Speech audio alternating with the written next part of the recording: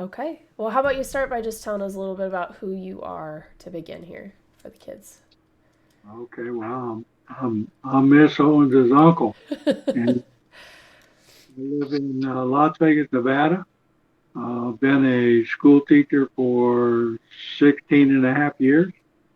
I spent 9 years in regular high schools in Las Vegas, and been at the High Desert State Prison, which is the largest men's prison in Nevada for the last, well, this is my seventh year.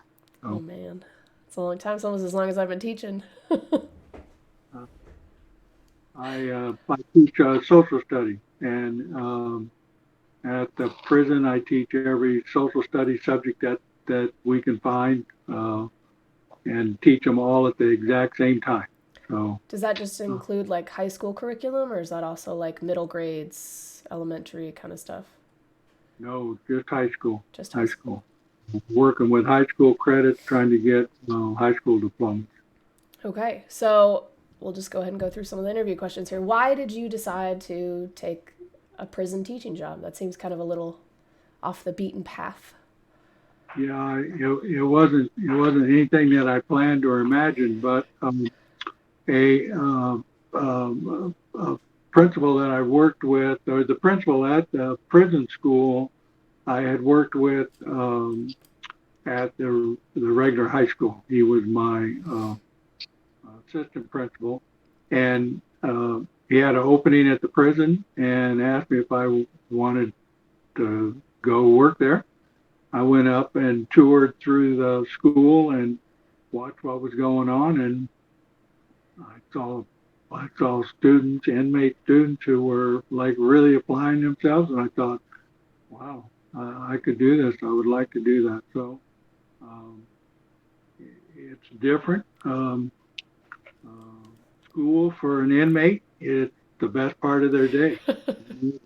School, my students constantly reminded me that school was the worst part of their day. So Yeah, it's like it's a been good. privilege. It's a privilege for them. They're excited.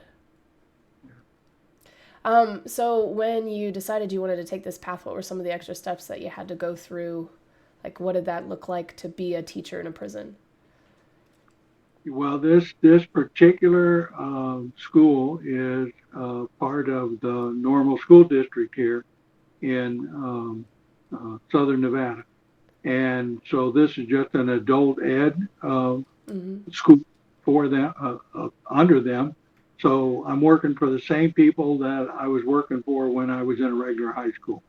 Um, the prison people, they want to do their own background check, so I had to go through that.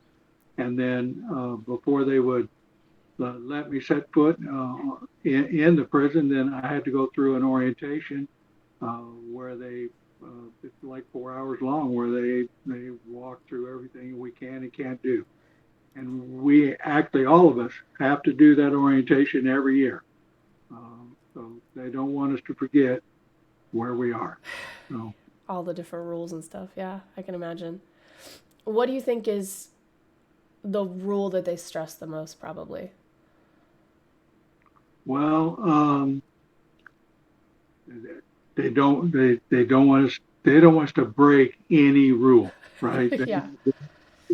They have their procedures, and those procedures are all in place to protect all the people working there, to protect the inmates, Yeah. uh, and they just don't want any rule broken, because then they see it as one little rule that is broken. It just leads us down a path to where giant rules are going to be broken, and then nobody's safe and everybody's in trouble. Right. That's fair. So when we're talking about your program, which inmates are allowed to actually have school and do classes and complete the educational programs? Okay, well, so inmates are classified by privilege level, and so level one is the highest class, and they have the most privileges. They're the ones that they can have a job, and they can go to school, and then of course they have more. more tier time, more yard time, more time to get on the phone and stuff like that. Um, so there's if they want to work now, they do have to have a diploma, or they won't let them work. So um, one of the benefits for the guy trying to get a diploma is so that they can work. But there's they could work in the prison cafeteria Okay. or food facility. Um, there's a company that works out of the vocational building um, that sorts hangers from dry cleaning places. So they could work for that company. And then there's another company that um, uh, processes playing cards that come from the casinos, and then they want to resell them. So the inmate's job is sorting those cards, making sure they're all there. They punch a hole through them so nobody can take them back to the casino and cheat with them. And That's fair. then as far as school goes, there are three schools in the prison. The one I work at is called the adult high school. It's for inmates that are 26 and up. And my oldest student's probably been um, in his 60s. Uh, I think our oldest graduate probably been. I think we did have a 60-year-old one year that finally got his diploma. Oh But man. anyway, so that school. Then there is a youth school, which youth for us is considered 18 to 25. And then the third school is a vocational school where they can learn skills. Let's see, I have a list here. Um, uh, Culinary skills. There's auto tech classes, um, welding, construction, and heavy equipment operation. We have some heavy equipment simulators up there, so they can have certificates that qualify them to get those kind of jobs when they get out. That's pretty nice. Okay, so kind of along the vein of like the students that you do teach, are any of your students from high security areas, or are any of them prisoners who are serving life imprisonment or on death row or anything like that? Well, we do have we only get level one students in the education. You have to be in level one, or they won't approve them to go to school. Um, and some of those are lifers, um, and um, you might be thinking, why would a guy with a life sentence want to get a high school diploma? Why would the prison even want them to do that? But education kind of chills people out. The more you know, the more you realize what you don't know, and it kind of changes a person. So Yeah, it's good. I've got a couple of life sentence people in my classes right now. So um, we don't have any death row inmates. They're not even on our in our prison. They're at a different prison in northern Nevada. So um, and yeah.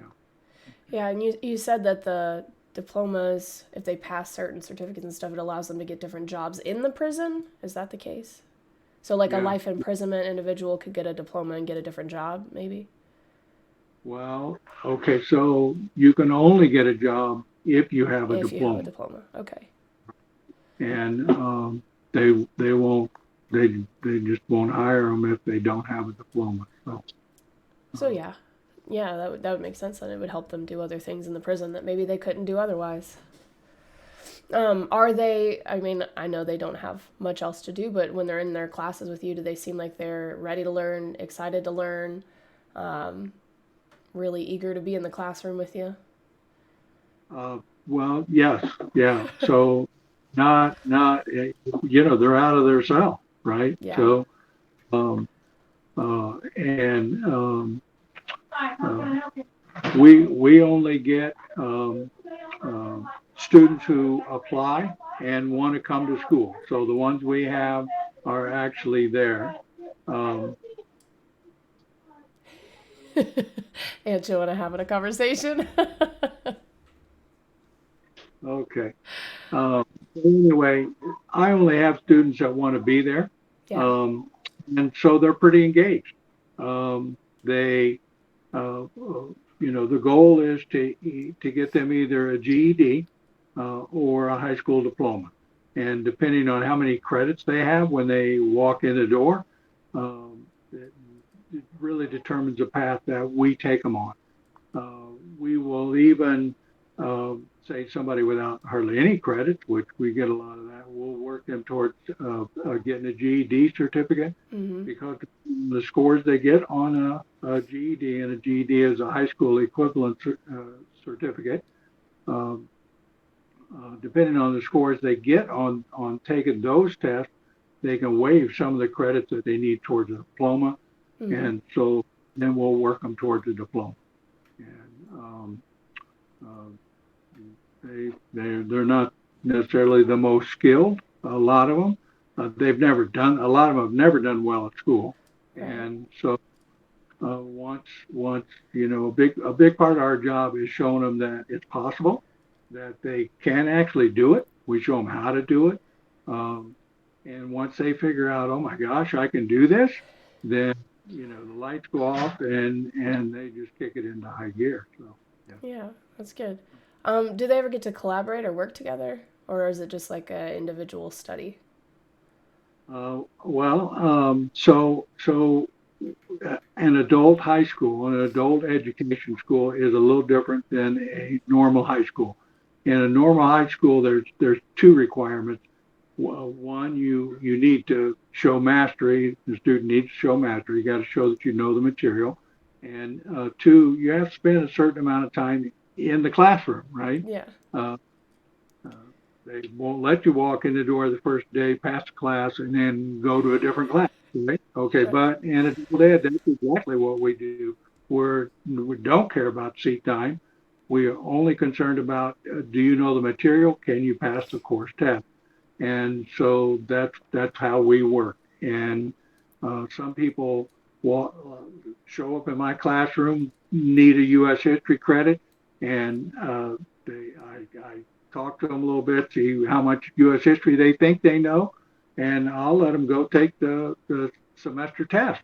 And if they can get a good score on it, I give them the half credit. It's that simple. And they move to something else. Of Yeah. course, they all seem to need U.S. government classes, and nobody knows enough about U.S. government to pass those tests. So, they just work through it chapter at a time, till eventually they can pass a semester test. And that's a Um, really important one for them to know, too. I would think they definitely want to know about U.S. government. Unless they're sitting in a prison, that would be helpful.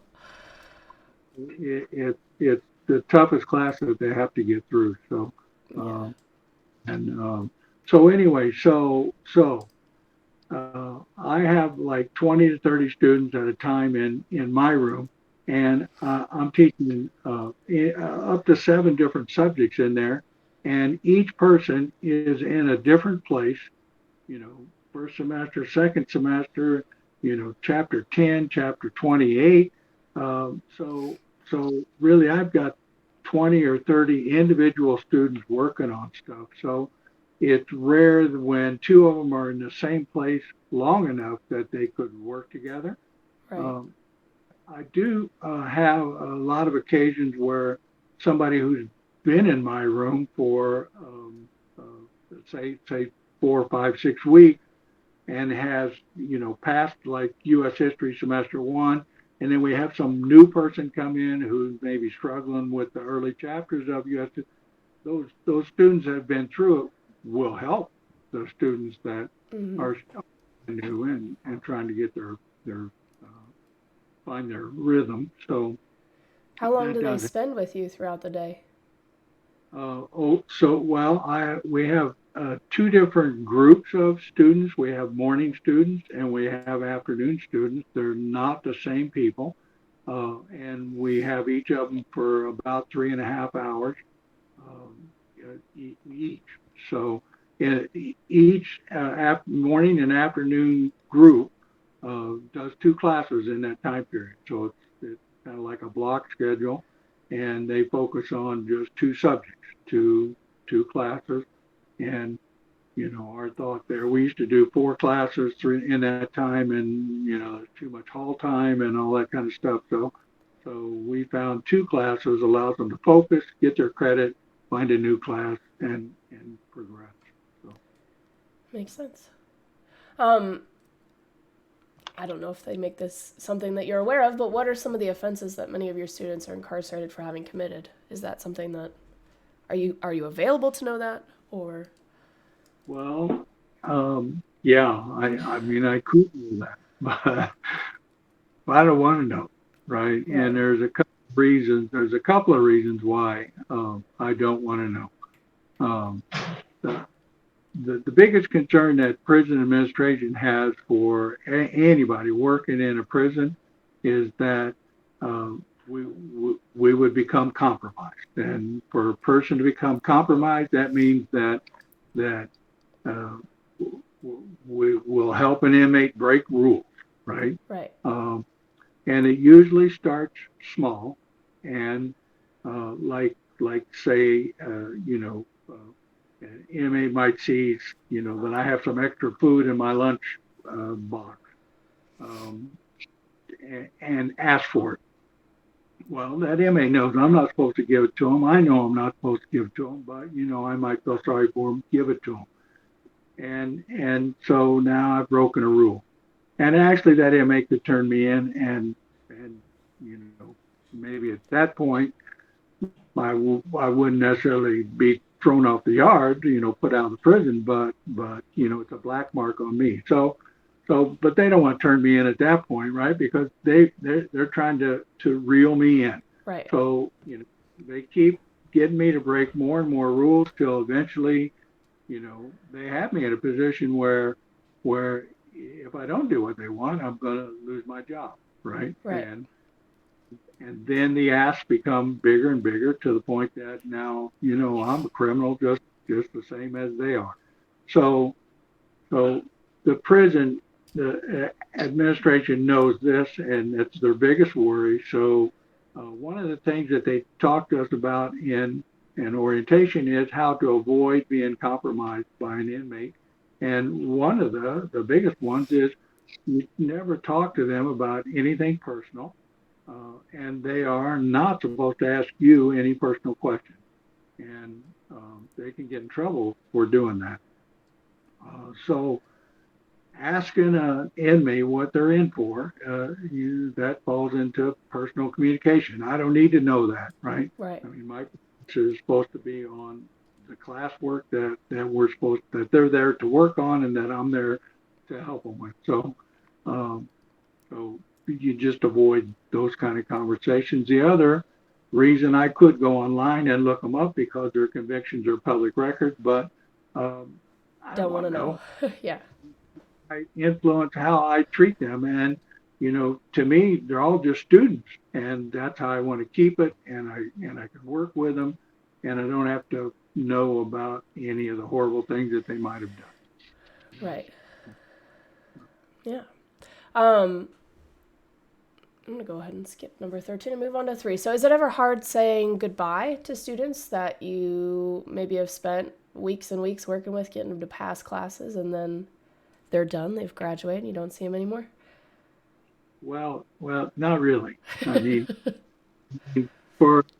and now I've had some students that I've had them for 2 or 3 years. It Yeah, takes them that long to work through some of these uh, to get a diploma. So now uh, to say goodbye to that student, right, who came in with nothing, probably couldn't read very well, certainly couldn't write very well, and now is going to get a diploma. That's a big deal, right? yeah, So I'm happy. I want them to move on, right? I yeah, don't want them to be there. And then of course we have a lot of students who are going home, right? Maybe they don't have a diploma, or they didn't finish with us, but their time is up and they're going home. So, hey, that's a good thing. right. So no, no, not that kind of Not a thing. bittersweet kind of thing, just mostly sweet. No. Up and onward, right? Yeah. Do you ever, one of the questions I want to know is, do you ever get scared working in the prison? Okay. So I'm aware that I work in a prison every day because I have to go through a gatehouse. I have to walk through metal detectors. I have to go through a pat down search. We're only allowed see-through bags and see-through containers, but every one of those is searched every day when we're walking in the door, and we're walking through a sally port, which is one of those hallways where the door opens and you walk in, and they shut that door, and then they open the door on the other end. You walk out into the prison yard. Yeah. So I know I'm going into prison every day. I don't forget that fact. And but that being said, no, I've never been scared. Um, early on, I was, you know, anxious or had some anxiety because I had no real clue what I was walking into. But Right. the first week I was gone. Uh, Inmates don't roam around the big yard freely. If they are out, then there's a corrections officer escorting them someplace. And then in our building, we have a corrections officer in our school building. He brings the inmates to school every day. He takes them back at the end of school every day. Um, our classrooms all line a one hallway, um, and the from probably 4 feet up to the ceiling is all glass walls. So that corrections officer walks up and down the halls all during the day. He can see into every classroom. I can see into the classrooms across the hallway. Those teachers can see into my classroom. Right. And then we're all carrying radios. So if I needed the corrections officer, I'd just step into the hallway and holler, right? Right. So, which I've done a few times, but um, the radio allows us also to stay on top of what's happening elsewhere in the prison. And if there was any trouble, we would all know and be able to do something about it. So no, not really afraid. So So, you've had fights or something break out before and had to call to the corrections officer, or? yeah. So one of the questions that students were asking is, do they act out? Yeah. And I do think I recall in one of my first couple of years, I did have one student get up and slug another student. And of course, Yeah. in a regular high school, I would have tried to, get between them. Right. Well, he told, no, you don't get anywhere near these. So I just stepped in the hallway and called for the officer. Um, and I have had students act up, um, and we're told we don't discipline, we teach. So if we need to discipline, then we get the corrections officer. And so basically, what I'll do is if somebody's not following the rules or being a little disruptive, I will go by and mention to them that they are being disruptive or that they're breaking a rule that they shouldn't be, and hope that they're going to recognize the error of their ways and just quit. Right. And if they don't, then yeah, I step in the hall, I get the CO down, he takes them out of the room, and they are going to be kicked out of school. So there's like we don't mess around with that. Yeah. Um, it would ruin it for everybody else, and it's dangerous. Yeah. And so that's happened a couple of times. But uh, students are motivated to stay in school for a number of reasons. One, if they get a diploma, it can make their life better, not only in the prison, but of course once they get out of prison. But um, going to school, they accrue credit and time off of their sentence. And then if they can get a GED, they get additional time off their sentence. If they get a diploma, they get additional time off their sentence. Or if they get any of those vocational certificates, they would also be able to get time off their sentence. So for some of them, if you added up a GED, a diploma, a vocational certificate that could knock off about 4 months of their sentence right there. So, That's a lot. um, uh, to misbehave, get kicked out of school, um, uh, then it just delays them being able to finish their sentence and get out of there, which most of them want to do. Okay. If somebody is kicked out of school, then of course they would lose probably their level one status and lose a bunch of privileges on top of that. So it's a big deal. So occasionally you remind them of that, and they recognize, yeah, okay, and they Yeah, it's pretty severe consequences. yeah. It's not just a call home or a in school Mm, suspension for a day. well, and I don't deal with parents at all either. Yeah, It's the student and the guards, right, or the officers, corrections officers. So they don't like to be called guards. So yeah, uh, makes sense. So, what percentage of your students pass the classes and graduate? Do you think that the program overall you would say is successful? Is helping? Is well, I think it's successful for the ones who participate. Um, in a year, we will probably have about at my school alone about 400 inmates that come through in a normal school year. Um, and some of them are only there for a couple of weeks and some for the entire time. Um, and we have maybe 20% of those get a diploma. We might have another 20% that get the GED certificate, the high school equivalency certificate. Um, and so those are pretty good results for a prison school. Um, now, so we're probably that's maybe 150, 160 students in a year getting a GED or a diploma. But there's over 3,000 inmates on that in that prison. So I mean, it's a very small number. yeah, Uh, and but I think it does help those yeah, a it's making a ton. difference for those 160 people. Yeah, Big difference. Yeah, yeah. yeah. Um, so, what do you think is the most impactful thing in the 7 or so years you said you've been working in the prison? What's the most impactful thing that you've witnessed working with the prisoners, or maybe one of the most impactful things one of them has said to you? Well, you know, to see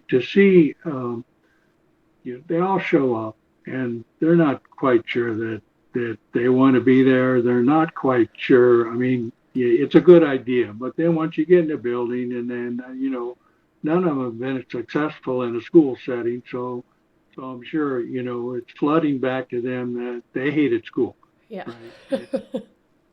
Uh, and they're not very good most of that. Now look, some people walk in the door and I don't know why they never finished school because they just blitz right through everything. They're very intelligent. They're very skilled, right? They just something kept them from the path. But most are not very good at school things, and so they're very apprehensive. But once you work with them, and we've got small numbers in the classrooms, and that's what we do. And I must say, every teacher at my school is good at working with students that are not very skilled.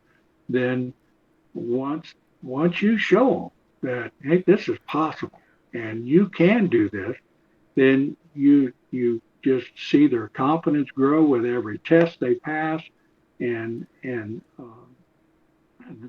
their self-image is improving, and they want to be there and they want to get to the end, and we make sure they know exactly what classes they need and how far away they are from that diploma, and we make a big deal out of every little step that we take to get this closer to a diploma or passing a GED test, um, and a lot of them, once they get there, once they've got their diploma, or even some of them just when they get that GED, they're like, I never thought that was even possible for me. And they want their transcripts and they want their grade sheets and they want to mail them home to their families, right? Right. And it, these are grown men. These Mm-hmm. are 40, 50-year-old men who are, wanting to send this stuff to their sons and their daughters and show them that, hey, I'm doing something here, right? And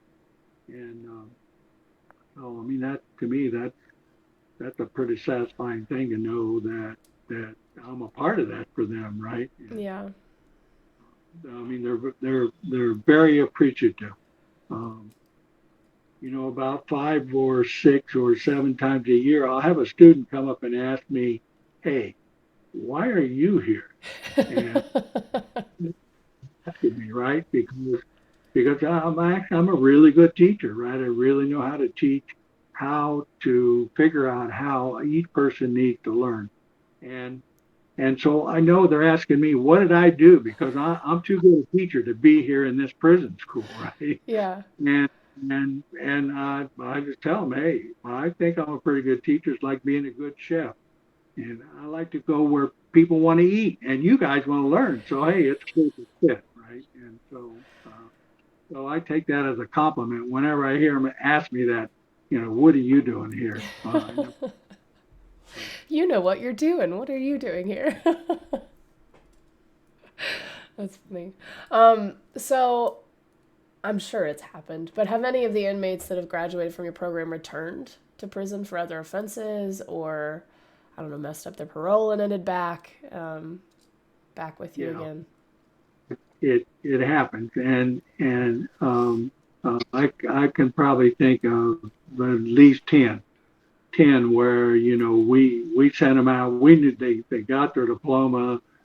Uh, we thought they were on the right path, and we never expected to hear they were back on the yard, and then 6 months later somebody says, "Guess who's back?" And so yeah, it happens. Now I don't know about committing other offenses, but most of the ones I know about had some kind of parole violation, and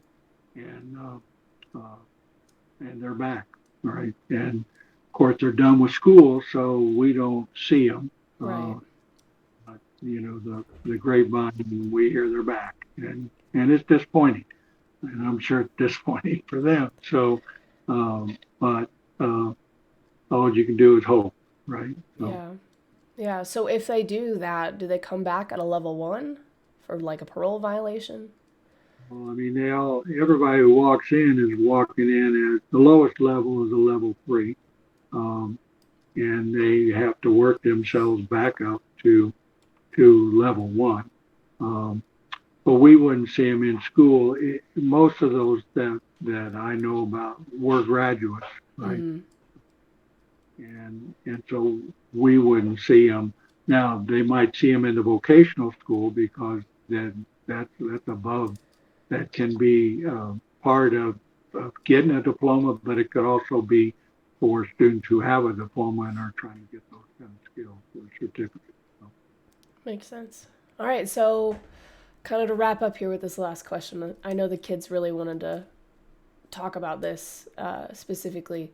So after you've worked in this prison now for like 7 years and you're experiencing the part of the prison that's trying to rehabilitate and improve the lives of the prisoners, do you think that overall the prison system in the United States is set up to benefit the people who are incarcerated or the larger society? Do you think that it's focused more on rehabilitation or just like punishment for crimes? What do you think the goal is as you're interacting with all these people in the prison? well, I only have experience with Nevada prisons, Yeah. and but but from my experience, prisons are about protecting society, Yeah. and I don't know so much about um, punishment, let's say punishment, but I do know prisons are about housing people that they don't want out amongst normal society, Right. or at least for a period of time, right? And um, the prisons, the Nevada prisons, because we hear about it all the time. They know they need to do something to stop the revolving door of inmates that leave either on parole or their sentences are over, and then they're back again. Right. And that's rehabilitation, right? And having a high school diploma cuts down the chances that an inmate's going to return. Uh, it doesn't cut it down to zero, but it cuts it down significantly. So they're do what they can to help us with the education stuff. Um, but there's not enough money, right? So the prisons don't have enough money to operate to in a fashion that would just try to rehabilitate everybody. Uh, that lack of money means that they don't have the staff. We have a huge problem right now where um, because they pay the corrections officers so low a pay that they don't have any corrections officers. So there are many days where um, they can't um, have every function that the prison could have functioning because they don't have enough corrections officers to make sure that everybody's safe. So there were days we went to school and they couldn't bring students up from the cell blocks because they didn't have enough officers to ensure that if something happened in the school that we would be safe. And so, and then the inmates themselves, and I know that it's probably frustration on their part or just anger or whatever, but when they cause grief in their cell blocks, then that spreads to other cell blocks, and it's not unheard of that if there's problems in one of the dozen cell blocks on the yard, that the prison will just shut every cell block down because they're afraid it would spread. So, Right. and then nobody's getting any kind of rehabilitative services Right. at that. I don't know the answer to it. I'm glad I don't have the job where I have to figure that answer. That's fair. Is the prison where you work privately owned or is it government funded? Well, no, it's a state State prison. It's prison. a state. Nevada has a law that we're not allowed to have private prisons, That's probably and a good thing. yeah, the state is not even allowed to send any of our inmates out of state to a private prison. So they want nothing to do with private prisons. So That's good. the population has actually dropped quite a bit in my 7 years. Um, I think when I came on, we were probably around 14,000 inmates in the state, and I think we might be down to under 10,000 now. So That's um, a big I don't difference. quite know all the dynamics of that, but that is happening. So Interesting. Is weed legal in Nevada? Did that maybe? Is it? No, maybe. no, yeah, we have legalized marijuana, and so they did avoid some convictions for people who were in just for marijuana use, and um, so that's some of it. Yeah, some Yeah. of it. So, Interesting. All right. Well, any last comments you'd like to make for the kids? We're running up uh, to 40 minutes here. sorry we went long. That's Hey, okay. stay, stay out of prison. It does not seem to be a fun place to be. Yeah. Um, haven't been there, and so I think from time to time, what would be the worst part of this for me? And I can't tell if it's the idea that I would have to share a very small cell with somebody I don't know and I didn't get to pick, and who might be crazy Yeah. on top of, or the noise. Prisons are very loud, or the idea that somebody picks what I get to eat every meal. I don't know. And just that I just couldn't do what I wanted to do when I wanted to do it. Um, all of those things I think are good reason not to go there. Yeah, So that's good it, advice. Yeah, stay out of prison. uh, education, do something good with your life, and Yeah. don't waste time in a prison. So Well, thank you very much. I appreciate you answering all the kids' questions. I'm sure they're going to be excited to hear it all. good, good. Good. Have a good time with this and do your schoolwork. Thanks, Good Uncle to Joe. with Owen. She's a Yeah. good teacher. Treat her like one. So. That is fair. Thank you. I'm going to go ahead and stop the recording.